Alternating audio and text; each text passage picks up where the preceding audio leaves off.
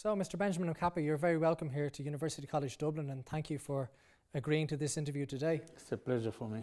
We are here to discuss After Empire and the transitions of countries from imperial governance towards national governments. And I suppose the case of Tanzania is an interesting one for many reasons. Its age of decolonization occurs early on in the early 1960s, and as such it's a leading light for many other decolonizing countries. But also you have the unusual distinction of having not one but two or even three colonial oppressors. I suppose Tanganyika goes through a phase of being governed by Germany, and then after the First World War, Britain becomes your new colonial ruler. And in a period where Ireland is exiting the British Empire, the country that becomes Tanzania is only entering British governance. How do those different phases of colonial rule present themselves to you? The German period was, comparatively speaking, more oppressive than the British one, because they were very strict in the application of their laws. They had sometimes moments of periods of forced labor for a few German colonists or for the administration. But they also opened up the country in terms of communication, because they built the one railway from Dar es Salaam all the way up to Kigoma, the westernmost point of the country, which was a major artery of commerce. And they set the tone for the succeeding British administration to try to expand the communication links in the country.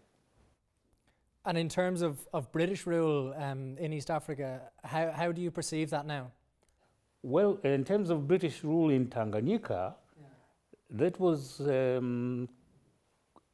more gentle than the German one, partly because they did not come to colonize us, but they were put over us as a trust, in trust to them.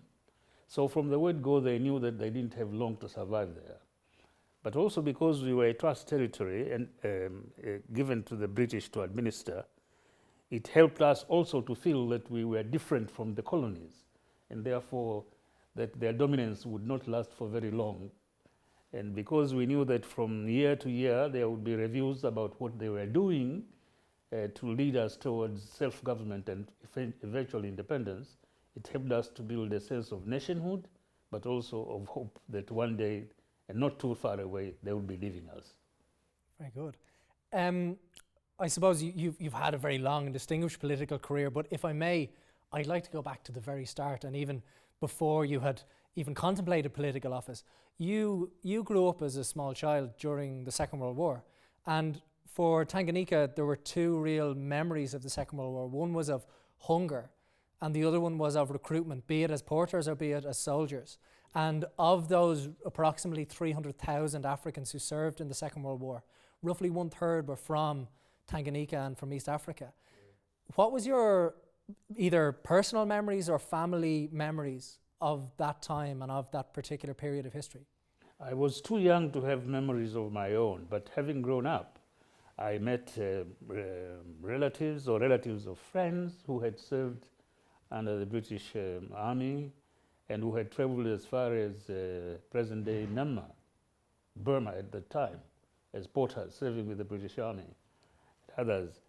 And they were very instrumental in setting the fires of nationalism in our country, because having fought with the British or for the British in Egypt and the Far East, having come back, they said, well, you know, we can fight also for ourselves, you know, for our independence. Why must we be ruled by these people?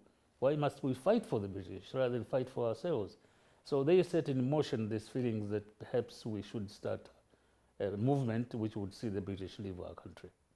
And that independence movement that I suppose grew from the end of the Second World War up until... Yes, from the end of the Second World War, and those who took part in the British maneuvers like to claim that they are the ones who really started the independence movement.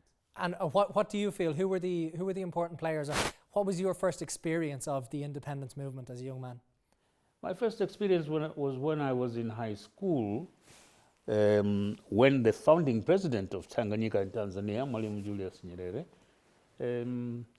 gave me lessons in history, I think 2 lessons in history, upon which he resigned the teaching profession, the teaching job, in order to go full-time into the task of organizing the people to agitate for independence.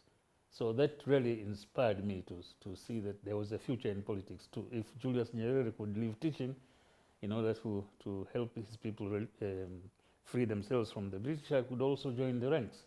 And so from there, I went on to university, and from the university, I started joining clubs and political parties, engaging in debates, writing letters to the Tanganyika African National Union, to the newspaper, the Tanganyika Standard, then in Tanzania. And that's how I got interested in politics. And Julius Nyerere, you've mentioned him there, and you've always mentioned him as being probably the most important political influence on your life. What do you think was so important about Julius Nyerere, or what in particular about his leadership style made him an important political leader? Well, first because he really put great importance on freedom. The slogan that he had for mobilizing people to join his independence movement, the Tanganyika African National Union, was that to be governed by an alien power is humiliating. So you can see how he really was passionate about freedom. So that was impressive for me. But 2, when I started working with him or for him, I liked not only his passion for the freedom of his people, but also how he treated people equally. The issue of equality was extremely important across gender, across religion, across tribe. This was very important because it helped to nurture the sense of nationhood and independence. Thirdly, as the head of government and the head of the party, he impressed me because he was a great listener. He seldom made decisions without deep thought, and certainly without seeking the opinion of others. And this was important within the party because it made sure that the whole country knew what had been discussed and why the decisions had been made. And in the government, it meant that his ministers and the administrators would be quite urgent in making sure that they implemented the directives as they were issued. Those I liked very much. Yeah. In looking at empire and in looking at that movement towards independence, one of the big differences between the modern state of Tanzania and Ireland is that Ireland's independence coincides with partition, whereas Tanganyika's independence coincides with the coalescing of a new nation between Tanganyika and Zanzibar to create modern Tanzania. What was it like for you as a young activist within the party at that time, creating this new alliance? How did you feel about that, and how do you see either the uniqueness or the commonality between Zanzibar and old Tanganyika in the modern Tanzania? You know, our founding president was prepared to delay the independence of Tanganyika in order to speed up the independence movement in Kenya and Uganda, our northern neighbors. But they were not ready, so it came to the point where he said, hey, we'll take our independence and then we'll see how we go on to unite further on. And then within 2.5 years, we had the revolution in Zanzibar. When that happened and the union was sprung on us, because it was very, very quietly negotiated between the 2 leaders of the political movements in Tanganyika and in Zanzibar, Nyerere on the one hand and Karume on the other. There was a certain degree of anxiety about whether it would last. Not skepticism, because we were great Pan-Africanists, but a practical concern whether it would last. It was a new thing, but I was very excited. And at that time, I was a simple foreign service officer. So the status of now speaking for what had been 2 countries was very thrilling indeed. And I am glad that it has survived, although it has its problems. But when 2 countries unite, you have problems. Yes. You spoke about Pan-Africanism, and that was certainly in the 1960s one of the really immediate dreams of Africa. Do you think African unity is still achievable, and what particular form do you think African unity could or should take? I think political union is pretty far off, but political cooperation should be relatively easier to achieve and to formalize. We have started that with the establishment of the African Union, but it can be translated into better, stronger, deliverable economic and educational and communications delivery between the independent countries. We have tried that in East Africa between Kenya, Uganda, and Tanzania in the East African community. We have since, and one of the joys I have looking back on my political leadership of Tanzania is the fact that I was able with my colleagues Museveni of Uganda and Moyo of Kenya to revive the East African community because it had gone into doldrums. In fact, it had broken up. But we revived it, and it's still an ongoing concern. So that kind of cooperation, steady and slow as it may seem, I think it is achievable. We have a larger one in the Southern African Development Community. I think there it will be a little more difficult because the number of countries is bigger, and getting them together and to agree on things is difficult, but we are making progress there also. So I think a steady progress towards regional cooperation and regional integration is achievable. The best success story on this front, I think, is the ECOWAS, yes, where, for instance, we have a common travel document, a common passport, an ECOWAS passport. And I suppose European integration has been a great story of success over the past half century. Two of the pillars of that have been economic cooperation and also the breaking down of borders. Do you think there are things that can be replicated either in East Africa or in Africa more generally? We have tried it. We have tried that in the East African community. We have an East African travel document, but we have not been bold enough to say that this is enough as a travel document between the three countries. You still get asked about where is your passport, yes, your national passport. So it will take a little more persuasion, but it can be done.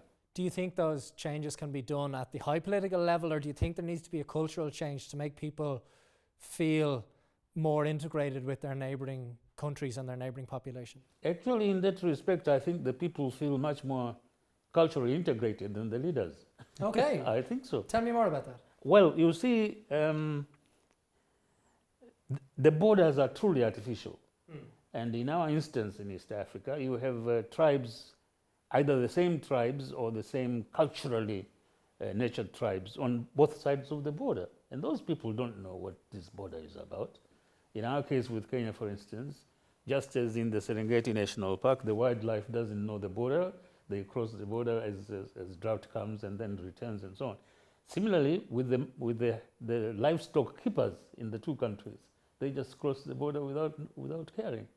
So there's a lot of cultural affinity between us and the necessity of cooperation because of the geographical proximity. So that should not really be a much more serious one. The real question comes when you get to the formal instruments of cooperation in a modern state. That is where we are being too tardy, I think, too tardy, too slow, yeah. You mentioned those formal instruments, and this brings us back to the question of empire, because from those two imperial governing powers you've had in the past 200 years, I suppose there is still a strong legacy both of the British legal system and the British parliamentary system. You were the first president of a multi-party Tanzania. Do you see any benefits to the legacy left behind by those British legal and political systems? I think there's a lot of benefit from the political and legal systems we got from the British. And fortunately, they are fostered now because we are members of the Commonwealth of Nations, as you know. There we exchange ideas, we exchange experiences, and we learn how each one is tackling common problems in the administration of justice and so on. Of course, in addition to that, from the British, we have the English language, which is a language of both instruction in schools, universities, but also in the court, the highest courts of the land. That has helped us also bring the nation together. The British administration also did something which was unique.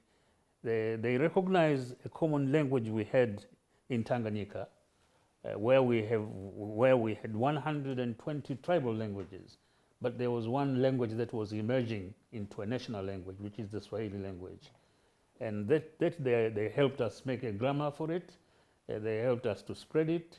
They encouraged newspapers to spring with the Swahili language. And that did both helped us as a Tanganyikan nation or a Tanzanian nation to become strengthened, but it also encouraged the neighbors also slowly, I say slowly, adopt Swahili also as an operational language for commerce and industry across borders. Do you think for people in the peripheries who spoke different languages prior to the spread of, I suppose, equally Swahili and English, that they suffered a form of cultural impoverishment by taking on what for them would be foreign languages? And how has the state of Tanzania risen to that challenge?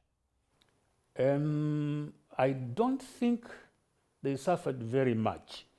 They had to learn about British values and British culture, but they did not have to give up their own tribal, or what you might describe in the new nation as the Swahili culture. The only matter of concern these days is that there isn't much creativity in the traditional languages or in Swahili. In Kenya, for instance, the only one who has tried to write novels in a tribal language, the Kikuyu, is Professor, not Karanja, I forget his name is. Yeah, he has written novels in Kikuyu. But he also has written more in English and is a professor of English actually at universities in the USA. But otherwise, they did not cause a very serious threat to the vitality of our cultures and values very much. Largely because there were so many tribes in Tanganyika, but also because their culture was learned as part of the education. And the education was English education. Yes. So you had to. And on the question of education, you've benefited hugely yourself from international education, both in Uganda and the United States. How important do you think international education is, or how did it change your worldview? Well, it helped me, I think, to be a better internationalist. Okay. Because at Columbia University, where I spent a year for special courses in international relations at the dawn of independence, it was a group of newly independent countries, not just from the Commonwealth, but also from Sudan, from Korea, Japan even. Yeah. And that started the seeds of internationalism in us, particularly with the study of international relations. So that was very, very keen indeed. But otherwise, it's the membership of the United Nations, it's the membership of the other international organizations that also aroused this strong feeling of reaching out to other peoples and other nations. Yes, very much so. As Tanzania moved from being part of a larger imperial unit into being a sovereign state, there was great hope. But as the history of modern Tanzania developed, Tanzania became one of the poorest nations in the world for quite some time. And aid became a major part of your GDP, and aid dependence became a major issue. How were those issues dealt with? And do you think there is a future for Tanzania as a modern self-sustaining state, or will aid be an ongoing part of Tanzania's economic model? Well, I say the early days were pretty difficult because we were a poor country anyway. We did not have full knowledge of the resource base of the country, really, other than peasant agriculture and peasant livestock keeping. But one other reason that made us continue being poor like that was that we devoted a lot of our resources and of our revenues in helping other countries to become independent. You know that Dar es Salaam, the capital of Tanganyika then, became the headquarters of the African Liberation Committee of the OAU in 1967 1963, just about a year and a half after independence. So, and we really helped the liberation movements in Southern Africa and so on. That took resources, that took a lot of resources.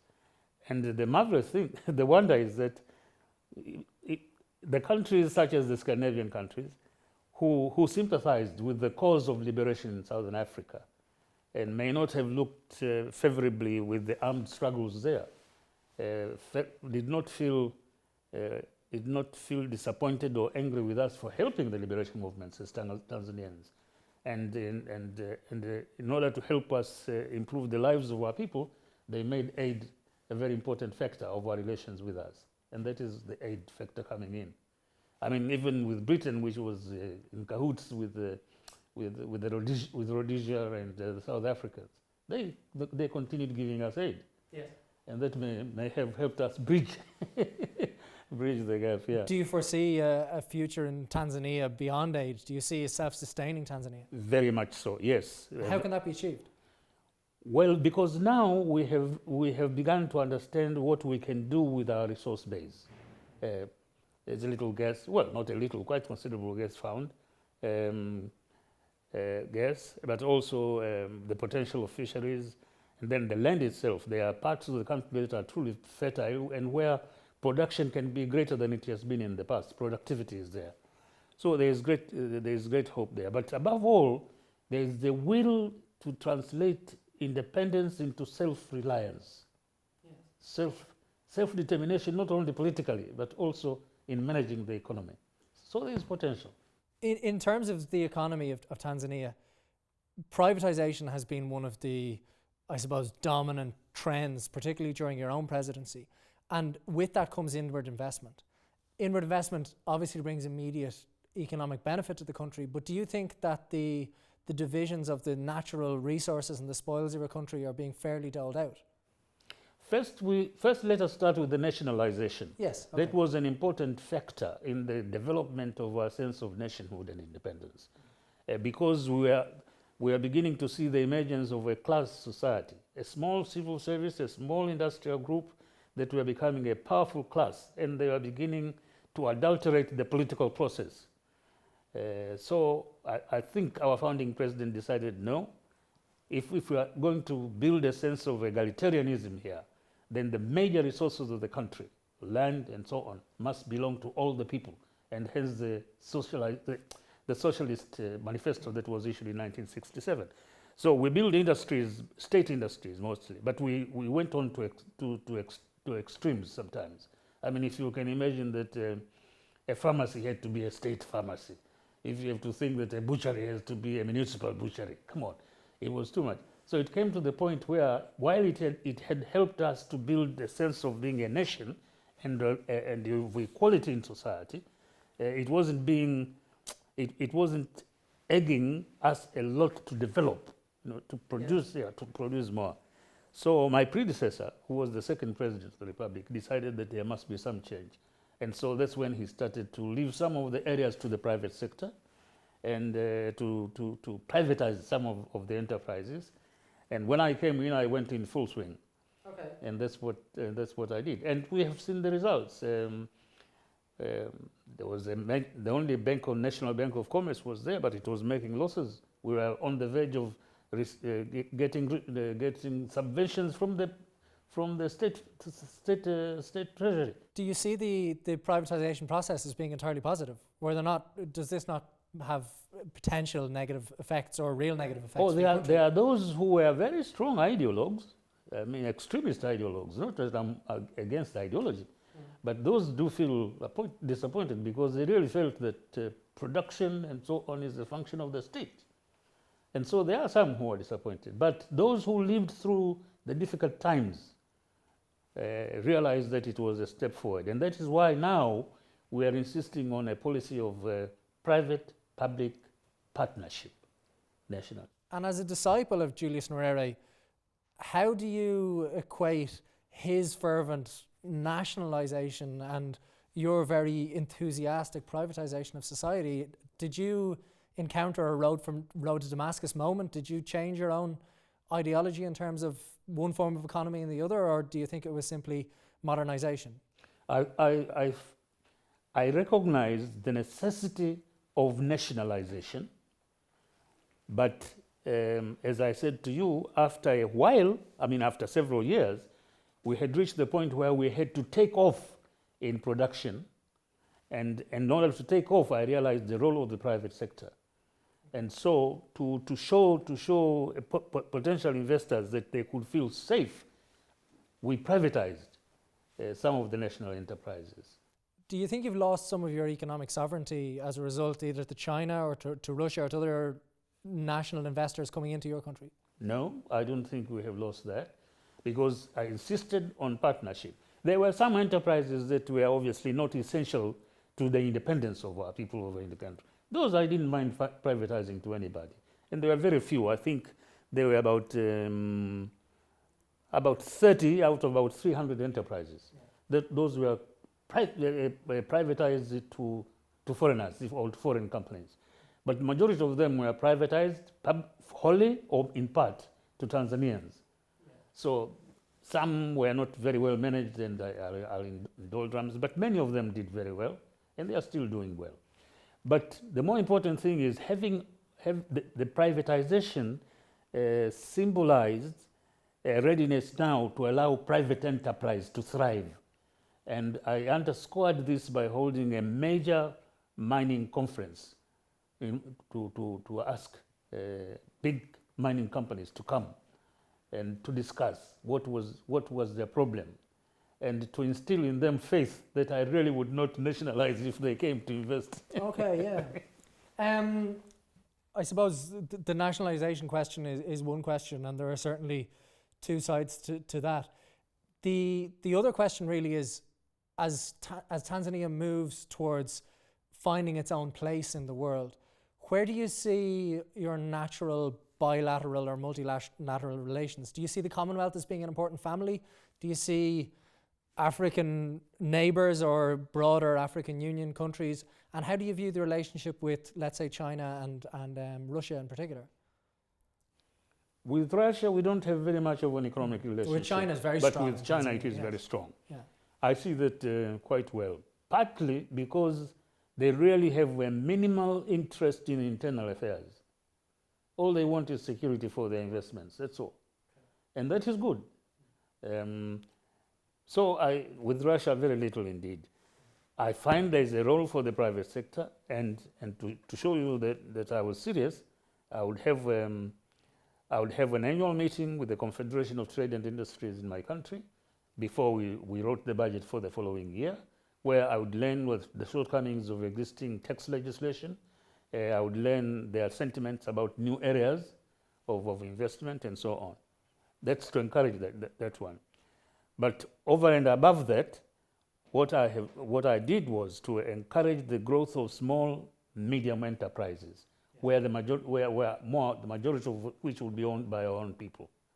So there is still hope. There is still hope. One common experience that Ireland now shares with Tanzania is having engaged with the IMF and the World Bank as an aid partner to your country, and both our countries have faced that diminution of economic sovereignty. How did you deal with the IMF in your country, and how did you perceive that as maybe a rolling back on your economic sovereignty? I negotiated with them very well, because I told them that I wanted to put the economy on an even keel. To start with, we were strict in government expenditure. 2, we were strict in revenue collection, and to that end I established the Revenue Authority for the first time. We did that, and then we were strict about government expenditure. We instructed the Controller and Auditor General to work effectively, upon which at that time the movement for debt relief had started. And I said, I'm going to qualify for this debt relief. The founding president, Mwalimu Julius Nyerere, was a bit skeptical whether I would be well received in my efforts to do that. But I did succeed, and I got debt relief. And I put the economy on such an even keel that we did not have to borrow from the IMF at all. Yes, we had reached that point. And in Ireland's case... And I was fortunate in having two heads of the two institutions, the World Bank and the IMF, who could sit and talk with so clients. Dialogue was that's right, yeah. That's right. This was the former president of Germany, who was head of the IMF, okay. And the former head of the World Bank. He was an Australian, but living in the US. One of the criticisms of the IMF in Ireland has been that the austerity imposed has had a deeper impact upon the poor than it has upon the rich, and in some cases it's grown income inequality. Have these challenges arisen in Tanzania, and how have you risen to them, or have you risen to them? Not in my time, anyway. Yes, okay. Yeah. Not in my time. I know in the time of our founding father, the debt was so heavy, and the pressure from the IMF leadership was so heavy that I remember him giving a public speech and saying, "Look, must I deny the sick children of my country medicines in order to pay the debt of the IMF and the World Bank?" And did you resent those kind of burdens, those economic burdens? I resented them very much, which is why I said I emphasized financial discipline in government and opening up the economy to private investment, which would stimulate growth. Yeah. Mr. Benjamin Mkapa, you've been very kind with your time, and thank you for giving me some very interesting insights into both the economic and the international relations of your country. I hope I have helped.